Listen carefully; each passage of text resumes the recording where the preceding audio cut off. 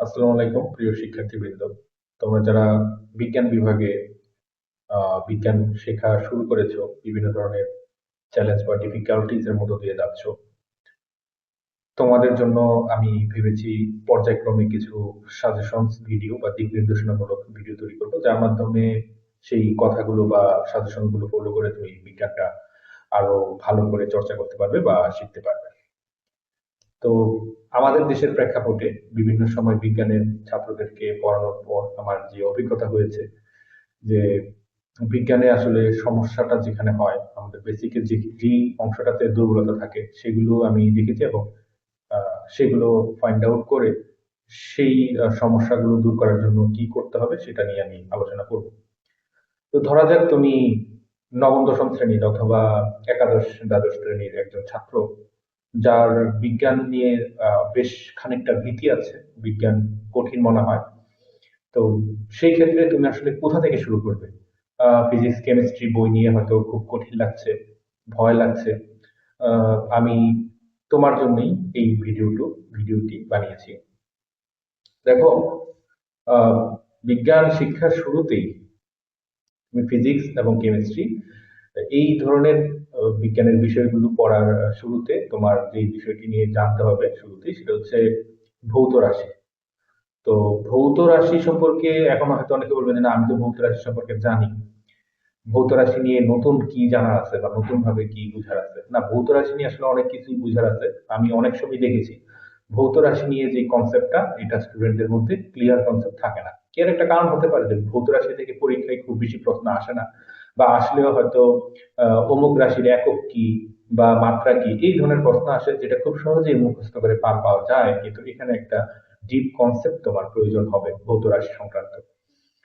তো ভৌত রাশিগুলো বা ফিজিক্যাল কনস্ট্যান্ট যেটা, অর্থাৎ আমরা যে কোনো কিছু যে কোনো কিছু আমাদের চোখের সামনে ঘটে, তার একটা অবশ্যই সেটা একটা ভৌত রাশি। তো সেটা দুই ধরনের হতে পারে, মৌলিক রাশি অথবা যৌগিক রাশি। এই সম্পর্কে তোমার ধারণা থাকতে হবে। যেমন ধরা যাক, আমার চোখের সামনে আমি দেখতে পাচ্ছি একটা বস্তু। তো বস্তুর কি কি বৈশিষ্ট্য বা কি কি ফিজিক্যাল প্রপার্টি আছে? বস্তুর ভর আছে, বস্তুর ঘনত্ব আছে, বস্তুর আয়তন থাকতে পারে, বস্তুর দৈর্ঘ্য বস্তুর উচ্চতা থাকতে পারে, বস্তুটা যদি গতিশীল হয় তার গতি থাকতে পারে। এই বিষয়গুলোই কিন্তু, প্রত্যেকটা বিষয় কিন্তু বস্তুর ভৌত রাশি। অর্থাৎ যে কোনো বস্তুকে বর্ণনা করার জন্য আমরা যেই রাশিগুলো ব্যবহার করে থাকি, সেগুলোই কিন্তু ভৌত রাশি। এর মধ্যে কিছু রাশি থাকে মৌলিক এবং কিছু থাকে যৌগিক। যেই রাশিগুলো মৌলিক রাশির সমন্বয়ে তৈরি, সেগুলোই হচ্ছে যৌগিক রাশি। তার মানে মৌলিক রাশিগুলো সম্পর্কে আমাদের আসলে একটা ডিপ আন্ডারস্ট্যান্ডিং দরকার। তো মোটামুটি সাতটার মতো মৌলিক রাশি আছে, যেখানে দৈর্ঘ্য বা আহ, ভর, হ্যাঁ, দীপন তীব্রতা, তারপরে আহ তাপমাত্রা, এরকম বেশ কয়েকটা মৌলিক রাশি আছে। এগুলো তোমরা দেখে নিবে, এবং এটা সম্পর্কে তোমাদের প্রত্যেকটা সম্পর্কে তোমার ক্লিয়ার ধারণা থাকতে হবে। আজকে আমি তাপ এবং তাপমাত্রা সংক্রান্ত যে জটিলতাটা তৈরি হয় বুঝতে গিয়ে, ভৌত রাশি বুঝতে গিয়ে, সেটা নিয়ে কিছুটা আলোচনা করব। দেখো, ভৌত রাশির আমি প্রায় সাতটা বলেছি, ভৌত রাশির মধ্যে মৌলিক রাশি সাতটার কথা বলেছি। এর মধ্যে দুইটা মৌলিক রাশি কিন্তু তাপ এবং তাপমাত্রা, ইংলিশে যেটাকে বলে হিট অ্যান্ড টেম্পারেচার।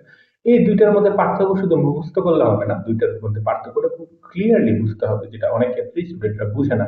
দেখো, তাপ হচ্ছে একটা শক্তি, যেটার একক হচ্ছে জুল। অর্থাৎ আমরা কোন বস্তুতে কি পরিমাণ তাপ আছে সেটা পরিমাপ করবো জুলের মাধ্যমে।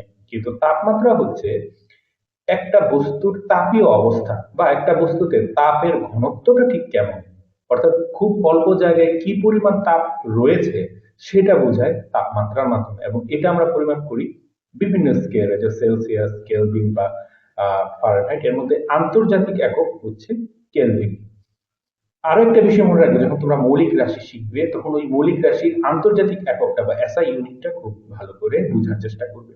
এবং এসআই ইউনিট থেকে ট্রেডিশনাল ইউনিট, কখনো থাকে কিছু ইউনিট এসআই ইউনিট, আবার কিছু ইউনিট এসআই ইউনিট না, কিন্তু এটা দৈনন্দিন জীবনে খুব বেশি ব্যবহৃত হয়। সেক্ষেত্রে এসআই ইউনিট থেকে কনভেনশনাল ইউনিটে ট্রান্সফরমেশনটা বা পরিবর্তন করার বিষয়টা তোমার জানতে হবে।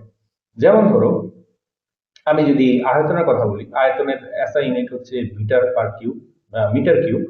কিন্তু এটাকে যদি আমি ট্রেডিশনাল ইউনিট বলি, তাহলে লিটারে কিন্তু খুব বেশি প্রকাশ করা হয়। তো এখন মিটার কিউব থেকে লিটারে আমার কনভার্সনটা জানতে হবে, বা এটার সাথে কি সম্পর্ক, কতগুলো লিটারে 1 মিটার কিউব হয় এটা আমার জানতে হবে।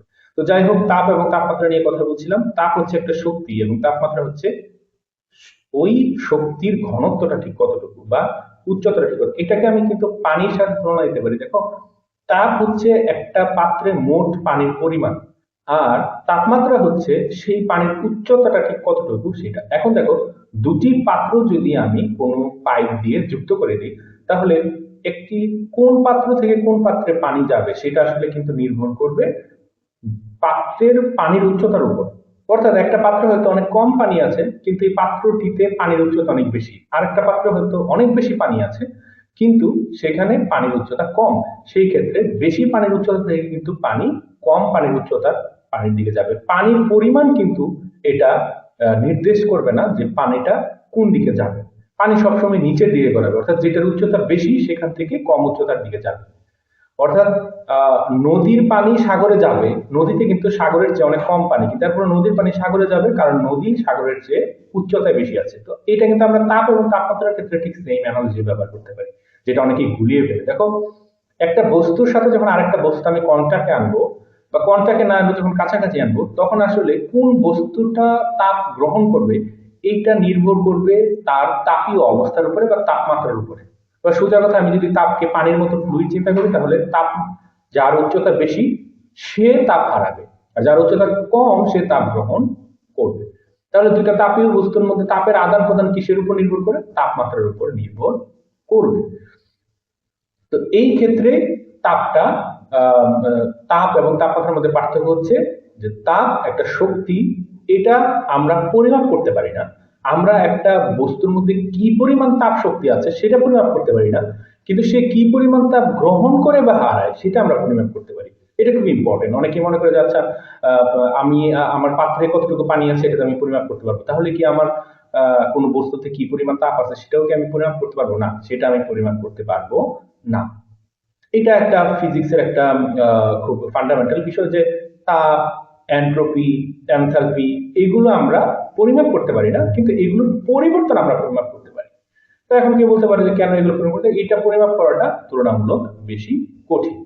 যখন আমরা দুইটা বস্তুকে একসাথে আনবো, তখন অবশ্যই একজন আরেকজনকে তাপ আদান প্রদান করবে, এবং এই আদান প্রদানটা নির্ভর করবে তাদের তাপীয় অবস্থার যদি পার্থক্য থাকে। অর্থাৎ একটা 10 ডিগ্রি সেলসিয়াস বস্তুর কাছে যদি আমি 100 ডিগ্রি সেলসিয়াসের বস্তু আনি, তাহলে 100 ডিগ্রি সেলসিয়াসের বস্তুটা 10 ডিগ্রি সেলসিয়াসের বস্তুকে তাপ প্রদান করবে এবং 10 ডিগ্রি সেলসিয়াস বস্তুটা তাপ গ্রহণ করবে। এই ক্ষেত্রে কি পরিমাণ তাপ আদান প্রদান হলো সেটা ক্যালকুলেশন করা সম্ভব, এবং সেটাই ইম্পর্টেন্ট। তো যাই হোক, তাপ এবং তাপমাত্রা নিয়ে আমি মোটামুটি পরিষ্কার করার চেষ্টা করলাম যেই অনুধাবন ক্ষমতাটা থাকে সেটা। আর এরপরে আরেকটা জিনিস আমাদের জানতে হবে, সেটা হচ্ছে এই যে আমরা যখন মৌলিক রাশিগুলো পড়বো, তখন প্রত্যেকটা মৌলিক রাশির একক এবং এসআই একক, এবং এই এসআই এককের ধারণাটা আসলে কিভাবে আসবে। যেমন আমি যদি সেকেন্ডের কথা বলি সময়ের ক্ষেত্রে, দেখো 1 সেকেন্ড মানে ঠিক কি পরিমাণ সময়, এটা বাংলাদেশে যে পরিমাণ সময়, ইউরোপেও সেই পরিমাণ সময়, কিন্তু তারা কিভাবে বুঝলো যে 1 সেকেন্ড আসলে এত সেকেন্ড? বা ঘড়ি যখন তৈরি করা হচ্ছে, তখন ঘড়ির প্রতিটি সেকেন্ড আসলে কিসের সাথে সিনক্রোনাইজ করা হচ্ছে? কিভাবে তারা বুঝতে পারে যে এই এই ঘড়ির 1 সেকেন্ডটা কারেক্ট? এটা কেউ না কেউ তো এটা অবশ্যই টেস্টিফাই করে। ঠিক একই বিষয় ভরের ক্ষেত্রেও, যে আমি বললাম 1 কেজি, এখন আমার আমার 1 কেজিটাই যে অ্যাকুরেট, আপনার 1 কেজিটা যে অ্যাকুরেট, বা আমার 1 কেজি অ্যাকুরেট, কার 1 কেজি আসলে অ্যাকুরেট, এই 1 কেজি স্ট্যান্ডার্ডটা আমি কিসের ভিত্তিতে নির্ধারণ করবো? অর্থাৎ এখানে একটা স্ট্যান্ডার্ড দরকার হয়। যখনই আমি এককের কথা আসবে তখন একটা স্ট্যান্ডার্ডের কথা আসবে। সেই স্ট্যান্ডার্ডটা কিভাবে আমরা মেনটেন করব বা কিভাবে মেনটেন করা হয় সেই বিষয়ে জানতে হবে। যেমন আমি যদি বলি সেকেন্ডের কথা বলি, তাহলে সেকেন্ডটা দেওয়া হয় যে সিজিএম পরমাণুর যে স্পন্দন হয়, ভাইব্রেশন হয়, সেই ভাইব্রেশনের সাথে এটাকে লিঙ্ক করা হয়েছে যে এতগুলা ভাইব্রেশন হলে ওই সময়টাকে আমি বলবো 1 সেকেন্ড। ফলে পৃথিবীতেও সেই ভাইব্রেশন যা হবে, মঙ্গল গ্রহে গেলেও তা হবে। অর্থাৎ আমার সময়ের সিনক্রোনাইজেশন মহাবিশ্বের যে কোনো জায়গাতে ওই সেকেন্ডের বা সময়ের পরিমাণটা আমার কিন্তু এক থাকছে। একইভাবে ভরের ক্ষেত্রে আমি জানি না এখন নতুন কোনো স্ট্যান্ডার্ড আসছে কিনা, কিন্তু যে প্যারিসের একটা মিউজিয়ামে একটা বস্তু রাখা আছে, ওই বস্তুটাকে 1 কেজি ভর ধরা হয়, এবং এটার সাথেই কিন্তু পৃথিবীর সকল ইউনিটগুলো, ভরের ইউনিটগুলো স্ট্যান্ডার্ডাইজ করা হয়। এবং আমাদের দেশেও কিন্তু বিএসটি এর ল্যাবরেটরিতে এরকম যন্ত্রপাতি আছে যার মাধ্যমে ক্যালিব্রেশন করা হয়। অর্থাৎ কোনো যন্ত্রপাতি কি স্ট্যান্ডার্ড 1 কেজি মানে 1 কেজি কিনা সঠিক, নাকি 999 গ্রাম, 1 গ্রামও যদি কম বেশি হয়, এটা কিন্তু একসময় বড় ধরনের বিপর্যয় সৃষ্টি করতে পারে। তো এটা কঠোরভাবে নিয়ন্ত্রণ করা হয় যে 1 কেজিটা আসলে 1 কেজি কিনা।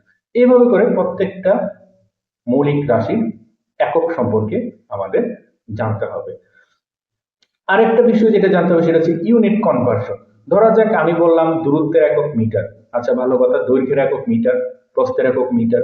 তো এই যে মিটার, মিটার থেকে সেন্টিমিটার, মিটার থেকে সেন্টিমিটার আসলে কত গুণ ছোট, বা সেন্টিমিটার থেকে মিলিমিটার আসলে কত গুণ ছোট, মিটার থেকে মিলিমিটার কত গুণ ছোট, ন্যানোমিটার কত গুণ ছোট, মাইক্রোমিটার কত গুণ ছোট, এবং ঊর্ধ্বে আবার কিলোমিটার কত গুণ ছোট, এবং কিলোমিটার থেকে আমি মিলিমিটারে নিতে পারি কিনা। বা আমি যদি প্রশ্ন করি যে আচ্ছা 1 মিটার সমান কত মিলিমিটার, 1000 মিলিমিটার। এবার যদি প্রশ্ন করি 1 মিলিমিটার সমান কত মিটার, তখন আবার এটা 1000 দিয়ে ভাগ হবে, তাহলে 0.01 মিটার হবে। এই জিনিসগুলো পারতে হবে এবং ব্রেনের মধ্যে এই কাজগুলো করতে পারতে হবে। এখানে কোনো খাতা কলম ক্যালকুলেটর নিয়ে বসা যাবে না এই ধরনের প্রশ্ন জিজ্ঞেস করলে। এইটা নিজে চিন্তা করে খুব কুইকলি 5 সেকেন্ড বা 10 সেকেন্ডে চিন্তা করে এটা আনসার দেওয়ার ক্ষমতা রাখতে হবে। আর তারপরে আরেকটা জিনিস বলবো সেটা হচ্ছে স্কেল আপ স্কেল ডাউন। হ্যাঁ, এই ইউনিট কনভার্সন যখন কেউ শিখে যাবে তখন কিন্তু তার পক্ষে স্কেল আপ স্কেল ডাউন করা সম্ভব হবে। এবং এই স্কেল আপ স্কেল ডাউন করতে আরেকটা কনসেপ্ট আমার জানতে হবে সেটা হচ্ছে অনুপাত। এখন ধরা যাক আমার দুইটা বস্তু আছে, যেমন চন্দ্র এবং সূর্য, বা পৃথিবী এবং সূর্য। তো পৃথিবীটার যেই ভর আমি জানি, পৃথিবীর আয়তন আমি জানি, সূর্যের ভর জানি, সূর্যের আয়তন জানি, সূর্য থেকে পৃথিবীটা কতটুকু দূরে সেটা আমি জানি। এখন স্কেল আপ স্কেল ডাউন কি? যেমন আমি এখন এই পুরো বস্তুটাকে স্কেল ডাউন করতে পারি। এখন আমি যদি বলি যে আচ্ছা পৃথিবীটা যদি একটা মার্বেলের সমান হয়, তাহলে সূর্যটা ঠিক কত বড় হবে? অর্থাৎ পৃথিবীটাকে আমি স্কেল ডাউন করলাম একটা মার্বেলে, তাহলে সূর্যটাকে এখন স্কেল ডাউন করলে এটা কতটুকু হবে? আবার আমি যদি বলি আচ্ছা সূর্য যদি একটা ফুটবলের সমান হয়, তাহলে পৃথিবীটা কতটুকু হবে? অর্থাৎ সূর্যটাকে আমি এখানে স্কেল ডাউন করলাম পৃথিবীর সাপেক্ষে। আবার আমি বলতে পারি আচ্ছা বিড়ালকে যদি আমি বাঘের সমান করি, স্কেল আপ করি, তাহলে মানুষটা তখন কত বড় হবে? এই ক্ষেত্রে রেশিওটা আমার জানতে হবে। অর্থাৎ বিড়ালকে আমি কত গুণ বড় করলাম, মানুষকে আমি ঠিক তত গুণ বড় করবো। আমি পৃথিবীর যেই মোট যে আয়তন সেটাকে কত গুণ ছোট করলাম মার্বেল আনার জন্য, সূর্যের মোট আয়তনটাকে আমার ঠিক তত গুণ ছোট করতে হবে, তাহলে আমি বুঝতে পারবো যে সেটা মার্বেলের সাথে মানানসই কোন আকৃতি গ্রহণ করবে। অর্থাৎ স্কেল আপ স্কেল ডাউন এবং রেশিওর যে কনসেপ্ট, এটা তোমাদের ক্লিয়ার থাকতে হবে। এই কয়েকটা জিনিস যদি তুমি ক্লিয়ার করো, বিজ্ঞান শিখতে তোমার ভালোও লাগবে এবং পরবর্তী যেই বিজ্ঞানের যে বিষয়গুলো আসবে সেগুলো তোমার বুঝতে অনেক বেশি সহজ হয়ে যাবে। তো ধন্যবাদ সবাইকে আমার এই ক্লাসটা মনোযোগ দিয়ে করার জন্য। অন্য আরেকদিন তোমাদের সাথে কথা হবে। সেই পর্যন্ত ভালো থেকো। আসসালামু আলাইকুম।